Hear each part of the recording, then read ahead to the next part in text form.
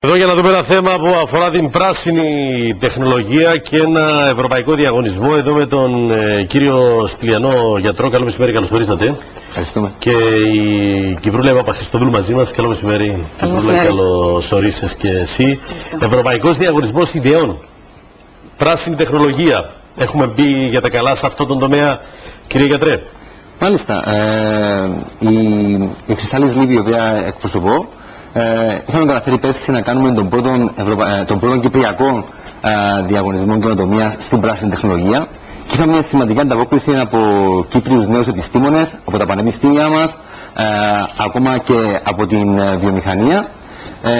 Η επιτυχία αυτού του προγράμματος έφτασε αρκετά έξω, γιατί παρόλο που είχαμε και διαγωνιζόμενους από έξω, πήρε το αυτήν και το μάτιν του ευρωπαϊκού θεσμού Climate Kick, που είναι ένας θεσμός για καινοτομία στην κλιματική αλλαγή, και μας προσκάλεσαν φέτος να συμμετάχουμε σαν Κρυστάλλης Λίπ για να φέρουμε το διαγωνισμό τόσο στην Ελλάδα όσο και στην Κύπρο, με τοπικούς νικητές που θα πάνε μετά σε έναν πανευρωπαϊκό διαγωνισμό, όπως το αναφέρουμε εμείς χαρακτηριστικά σαν την Eurovision.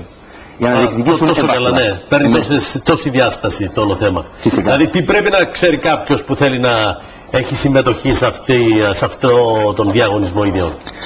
Που πρέπει να επικεντρωθεί? Αυτό που πρέπει να έχει είναι να έχει μια ομάδα με μια ιδέα η οποία θα έχει σχέση είτε με πράσινη τεχνολογία, είτε με τον καθαρισμό και την προστασία του περιβάλλοντος, ή ακόμα και την παρακολουθήση του περιβάλλοντος. Μάλιστα. Αυτή η ιδέα πρέπει να είναι επεκτάσιμη και να μπορεί να είναι εμπορεύσιμη.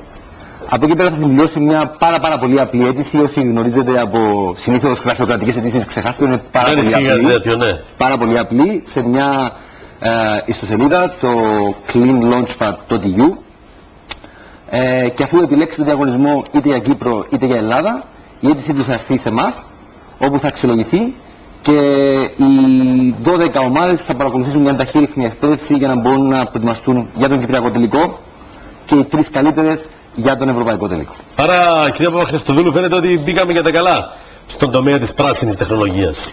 Ευτυχώς έχει επιδειχθεί πέρσι τεράστιο ενδιαφέρον για αυτόν τον διαγωνισμό και ελπίζουμε ότι φέτος που δίνεται ευκαιρία στους συμμετέχοντες, στους πιθανούς συμμετέχοντες, να εκτεθούν και σε έναν ευρωπαϊκό διαγωνισμό, να συμμετέχουν σε το μεγαλύτερο επιταχυντή πράσινων ιδεών στην Ευρώπη πλέον και να διαγωνιστούν με άλλους Ευρωπαίους, αλλά και να πάρουν μεγάλα ποσά χρηματοδότησης σε σχέση με τα κυπριακά δεδομένα. Ελπίζουμε ότι το ενδιαφέρον θα είναι ακόμα μεγαλύτερο. Ουσιαστικά αυτό νομίζω που είναι σημαντικό και θα μπορούσαμε να πούμε είναι ότι πολλές φορές είτε άτομα από την βιομηχανία είτε φοιτητές έχουν καλές ιδέες, όμως δεν ξέρουν πώς να τις κάνουν εμπορεύσιμες. Αυτοί οι επιταχυντές, όπως το Crystallis Leap που τώρα συνεργάζεται με το Climate Kick, μπορούν να εκπαιδεύσουν αυτούς για να καταστήσουν την ιδέα τους εμπορεύσιμη. Παρά από την ιδέα να πάμε στην πράξη. Μάλιστα. Και με τον καλύτερο τρόπο. Να την κάνουμε προϊόν και να ενδιαφερθούν για αυτοί επιχειρηματίες που θα ήθελαν να επενδύσουν σε αυτήν, ή να ενδιαφερθούν και να είναι ανταγωνίσιμοι σε σχέση με άλλες ιδέες που υπάρχουν στην Ευρώπη, ώστε να χρηματοδοτηθεί πλέον από ευρωπαϊκά προγράμματα. Άρα θεωρείτε ότι τα χρήματα που υπάρχουν εκεί είναι ικανά για να στηρίξουν αυτή την προσπάθεια? Τα χρήματα δηλαδή για πολλούς αυτός ο λόγος μπορεί να είναι σοβαρός που δεν προχωρά μια ιδέα. Σαφώς. Μάλιστα. Και να σας πω ότι είναι πολύ σημαντική και η επαφή που θα έχουν πλέον και με άλλους μέσα στο πρόγραμμα και οι εμπειρίες πλέον, αλλά και στην Ευρώπη. Ακριβώς, και οι εμπειρίες και τα άτομα με τα οποία θα έρθουν σε επαφή για να αναπτύξουν τις ιδέες τους. Και οι αιτήσεις μέχρι πότε? Οι αιτήσεις είναι μέχρι 24 Αυγούστου. Μάλιστα. Οπότε καλούμε και ενδιαφέρεται να μπει στην ιστοσελίδα δική μας www.crystallislip.com είτε στο cleanlaunchpad.eu για να, αν έχει οποιασδήποτε μπορεί να το λύσουμε και να συμπληρώσει την αίτηση. Αυτό που θέλω να συμπληρώσω στα πολύ καλά πράγματα που λέει η Κυπρούλα είναι ότι εκτός από τα χρηματικά ποσά, τα οποία στο τέλος ημέρας μπορείς να τα βρεις και από αλλού, η εμπειρία και η τεχνογνωσία που θα δοθεί έχοντας 18 μήνες οι νικητές στο μεγαλύτερο επιταχυντή ιδεών της Ευρωπαϊκής Ένωσης, θα είναι τεράστιο και θα αυξάνει τις πιθανότητες τους για την υλοποίηση της ιδέας τους. Ήδη μπορούμε να το γνωρίζει ο κόσμος, αλλά έχουμε ήδη 2 κυπριακές ομάδες που ξεκίνησαν από την Κύπρο και αυτή τη στιγμή είναι σε διαφορετικά στάδια επιτάχυνσης, αλλά τους χρησιμοποιούν και οι Ευρωπαίοι από το Climate Kick σαν τα poster boys αυτού του διαγωνισμού και θα θέλαμε να συνεχίσουμε αυτή την πορεία. Άρα, κύριε Παπαχριστοδούλου, νέες ιδέες, νέες πρωτοβουλίες για ένα καλύτερο αύριο. Να σας πω, ναι. Για νέους επιχειρηματίες. Και αυτό είναι ιδιαίτερα σημαντικό ανά τον κόσμο, όχι μόνο για την Κύπρο.